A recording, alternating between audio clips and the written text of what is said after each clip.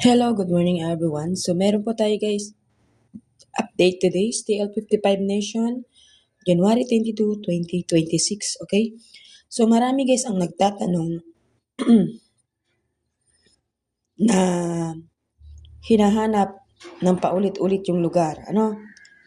So nakikita ko talaga guys na hindi ninyo pinapakinggan yung mga pinagsasabi ko dito.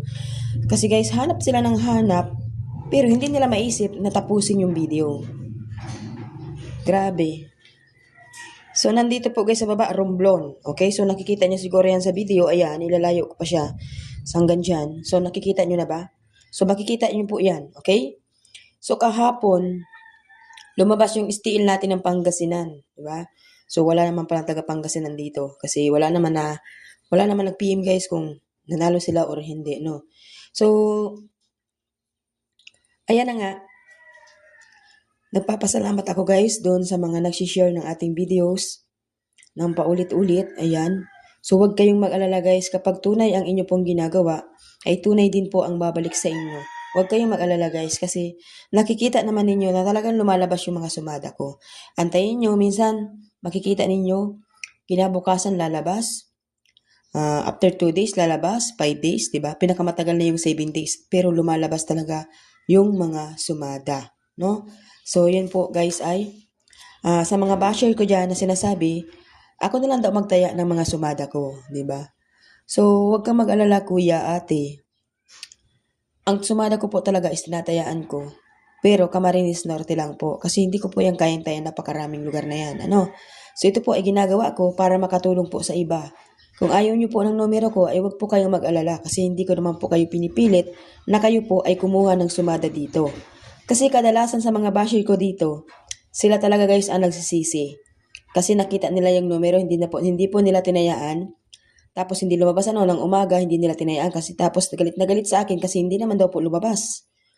Pero ng second row, lumabas at hindi niya po tinayaan. Biglang nag-PM sa akin. 'Di ba? Sorry madam, lumabas pala yung numero mo. Kung tinayaan ko pala, di sana panalo ako, 'di ba? So yun yung sinasabi ko. Huwag ka pong basta salita ng salita na hindi mo pa naman napapatunayan. 'Di ba? Basher kasi is always basher yan eh. Pero nagbago kasi lumabas yung numero. Hindi naman kasi ganyan guys, nang makita mo yan dyan ngayong araw na ito, ay talaga naman lalabas yan agad-agad. Anong nagmamagic? 'Di ba? So yan po ay sumada. Diskarte lang yan. Ang bawat sumada ng numero guys ay 4 or 5. Marami po. So kung tama yung napili ko, tatama yung sumada na naandyan. Pero kapag mali yung na-pick up kong numero, kasi nga marami yung numero na pagpipilian mo na dahil sa sumada, ay syempre po ay mahirap talaga yun guys. Hindi po talaga yun sasabihin mo, tatama na kaagad. Ano? So wag pong ganun ang mindset. Kasi po ang pagtataya ng waiting ay hindi lang naman guys isahan, di ba? Paulit-ulit po ang taya natin, inaabot pang anong taon na tayo ay tumataya, di ba? Mayroon na nga dito, 10 years nang tumataya ay hindi naman tumatama. Marami ako guys napapatama dito na first timer nakatama dahil sa sumada ko.